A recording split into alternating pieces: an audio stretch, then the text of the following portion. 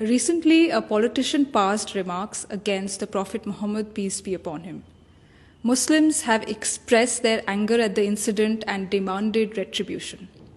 When the Prophet was himself insulted during his lifetime, the Quran said to him, "Ignore what they say and counsel them."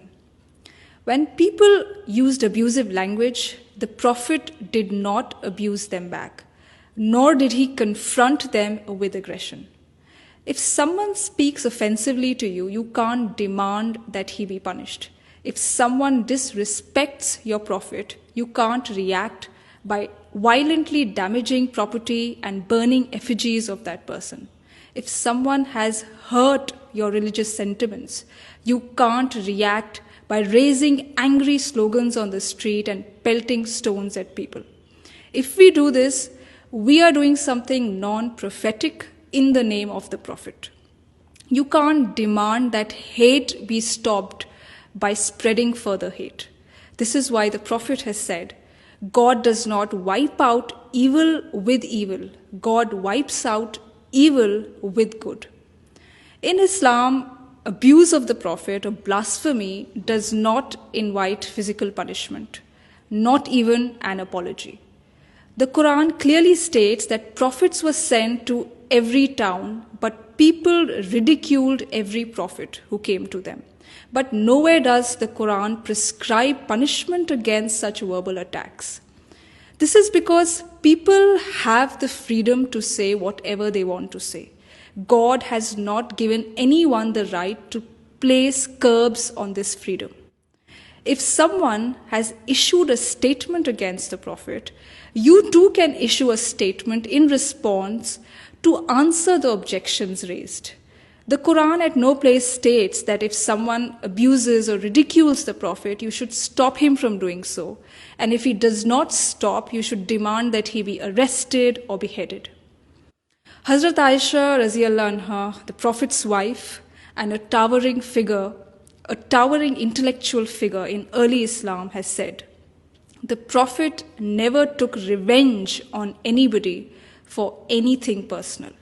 When people hurled accusations at the Prophet, he did not make angry speeches against them. Rather, he remained patient at their behavior." Why did the Prophet remain patient? Why did he forgive insults and scorn poured at him? Because the concern of the Prophet was to help people live on a higher spiritual plane. Now, if the Prophet started taking revenge and dragging people into bitter disputes, there would be no peace and no positive work. So to help people discover God and attain spiritual enlightenment, the Prophet did everything possible to prevent society from becoming a jungle of hate and violence. The Prophet therefore also countered negativity that he received with positivity. And he famously said, "Forgive those who wrong you and do good to those who harm you." And we must remember that the Prophet's dignity and honor cannot be questioned by someone's fiery statements on TV or on social media. Outrage against someone who has defamed the Prophet cannot protect the Prophet's dignity. The Prophet raised his dignity and honor himself during his lifetime with God's help. And that's a historical fact. Nobody's remark against the Prophet can lower his dignity now. When someone disrespected the Prophet during his lifetime, a companion urged the Prophet to invite God's curse on that person. But the Prophet instead prayed for the person who had blasphemed against him. He prayed to God for that person. Today, instead of praying to God for people who speak against the Prophet and having well-wishing for them, we demand the worst treatment for them. So it is time for us to introspect. Is the Prophet's honor and legacy protected by pouring our outrage on social media and on the streets, or by following his teachings in our own life?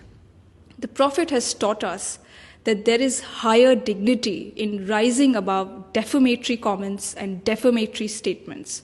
The Prophet never lowered his dignity by raising his voice and stirring up a storm against such defamatory and insulting remarks passed at him.